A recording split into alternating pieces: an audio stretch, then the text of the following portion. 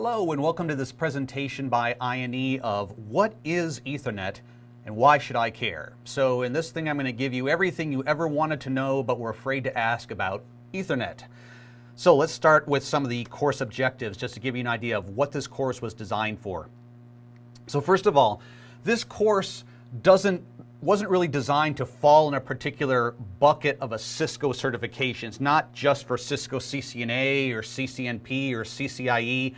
This is about Ethernet. This is for people, whatever level you are at currently in your studies, or maybe you're not studying for a certification at all, you just want to learn more about Ethernet. That's what this is for. Now, certainly the stuff I'm going to teach you here is relevant at all levels of Cisco certifications, but it wasn't designed to fall into one of those categories of certifications.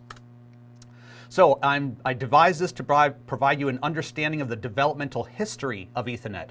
I don't know about you, but if you're like me, knowing how something started, how it was created in the first place, what problem it was designed to solve, and then seeing how it evolved over time really helps me to better grasp how the protocol is today and how it got that way. And we're going to talk about that.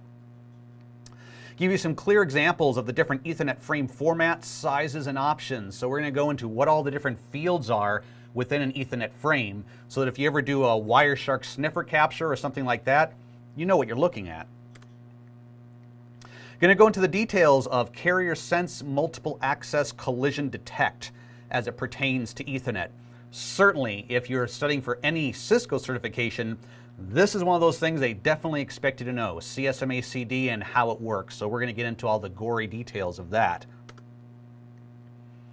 And we're going to recognize some high-level differences in Ethernet cables, talk a little bit about cable structure, what's the difference between shielded twisted pair versus unshielded twisted pair, what's the difference between 10 base T versus 100 base TX and that kind of stuff, and other things in here as well. So there's going to be other topics above and beyond just what we have here as our course objectives.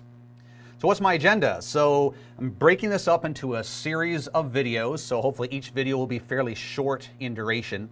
The first section will be Ethernet overview and history. Following that, we'll spend a detailed time on CSMA-CD. Talk a little bit about auto negotiation, which is something that happens in the background, not really something you can influence, but if you're like me, sometimes you wonder, how is this working? I might not be able to influence it, but what exactly is it doing to do this? And auto negotiation is one of those topics. We'll look at the Ethernet frame structure. We'll talk about Ethernet frame sizes and things like, for example, called runts and giants and jumbo frames. And then we'll finish up with Ethernet cabling types. So, prerequisite knowledge. Yes, I am assuming that if you're watching this, there is some really sort of low-level knowledge that you already have under your belt to make use of this. For example, in one of my slides, I show the OSI model, and I'm going to talk about where Ethernet fits into the OSI model. Well, if you don't know what the OSI model is, that will be completely irrelevant to you, meaningless to you. So I'm hoping you know what the OSI model is. The concepts of encapsulating and decapsulating data.